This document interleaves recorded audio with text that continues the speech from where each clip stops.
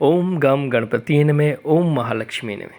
नमस्कार दोस्तों, आप सभी को दिवाली की ढेर सारी शुभकामनाएं।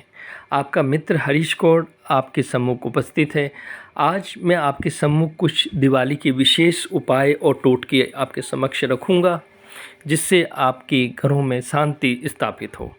दोस्तों, महालक्ष्मी ने स्वयं रुक्मिणी देवी जी से और देवराज इंद्र से ये बात कही थी कि मुझे मेरे स्थान से कोई नहीं हटा सकता, लेकिन मैं उन घरों का त्याग देती हूँ जहाँ विवाह उपरांत पुत्र अपने वृद्ध माता पिता का पालन पोषण नहीं करते, जिस में घर में बहू सास ससुर आदि पुण्यजनों का कहा नहीं मानती, अपनी मनमानी करती है, जिस परिवार में छोटे अपने से बड़ों को नित्य प्रणाम नहीं करते, अपने माता पिता वृद्ध आचार्य अतिथि गुरु का सम्मान नहीं करते, उनकी खिल्लियाँ उड़ाते हैं, ऐसे घर का मैं त्याग कर देती हूँ। जिस घर में कन्या का क्रय विक्रय इत्यादि होता है, ऐसे घर का मैं त्याग देती हूँ। जिन घरों में साफ़ सफाई नहीं होती, मकड़ी के जाले लगे रहते हैं, इन घरों का भी मैं त्याग कर देती हूँ। जिस घर में जूठे मुख हाथों से घृत आदि छू लिए जाते हैं, दूध को ढककर नहीं रखा जाता, ऐसे घर का भी मैं त्याग कर देती हूँ। जहाँ पशुओं को दाना अन्न इत्यादि नहीं दिया जाता, गौ का सम्मान नहीं किया जाता, ऐसे घरों का भी मैं त्याग कर देती हूँ। जिस घर में दीन अनाथ वृद्ध दुर्बल रोगी बालक और स्त्रियों पर दया नहीं की जाती, वो ऐसे घरों का मैं त्याग कर देती हूँ। जिस घर में मांस मदिरा इत्यादि का सेवन होता है, अपशब्द और गाली गलौच होते हैं, ऐसे घरों का भी मैं त्याग कर देती हूँ। दोस्तों, आज हम आपके सामने दिवाली के कुछ उपाय बताएंगे। आप लोगों को करना क्या है कि आप सुबह जाकर दिवाली में आप झाड़ू खरीद सकते हैं। 2 झाड़ू आप खरीदें।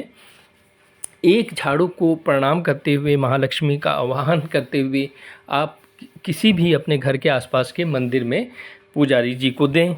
दूसरा झाड़ू आप अपने घर में लाएं और उससे आप स्वयं अपनी साफ़ सफाई करें। बेशक आपका नौकर भी हो या नौकरानी भी हो जो साफ़ सफाई करती है, लेकिन नए झाड़ू से आप स्वयं साफ़ सफाई करें और अपने पुराने झाड़ू को आप अलग जगह में या तो ले जाकर हटा दें उससे, वहाँ से, या उसे निकाल दें और फिर नए झाड़ू से आप साफ़ सफाई करें। इससे आपका धन का समाप्य रहेगा और धन स्थापित रहेगा। अब कुछ विशेष उपाय मैं आप लोगों को कहूँगा। जिन व्यक्तियों को लाख प्रयत्न करने के बाद भी उनका मकान नहीं बन रहा है, उनका धन बच नहीं पाता है, स्थायी नहीं हो पाता है, ऐसे लोगों को करना क्या है कि हर शुक्रवार को इन्हें किसी भी भूखे को भोजन कराना है।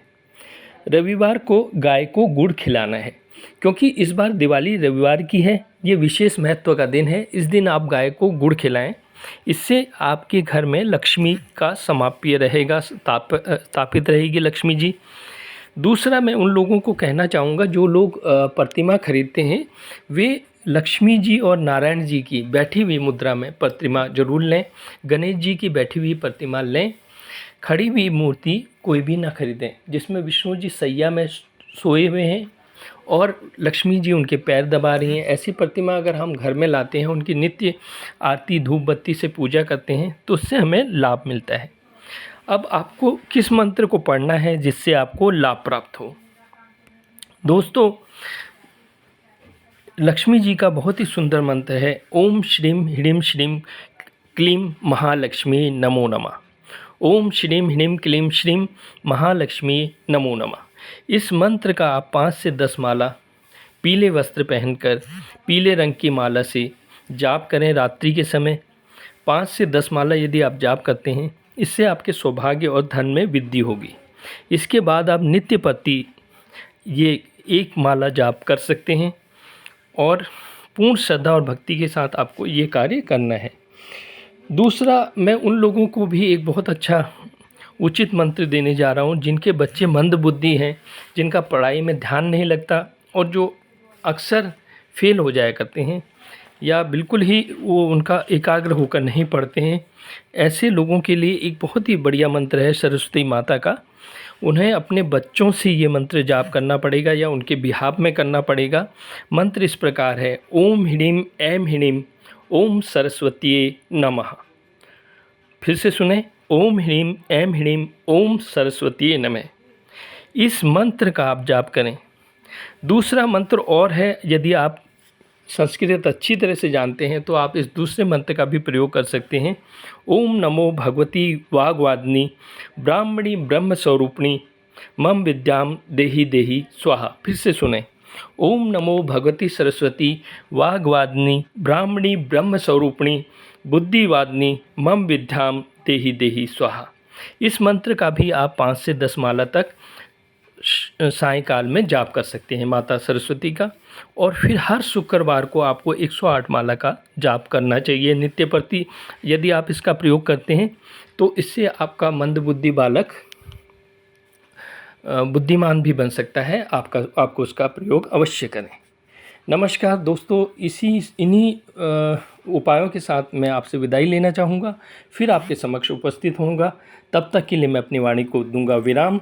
नमस्कार। जय श्री राम, जय महालक्ष्मी, नमो नमः।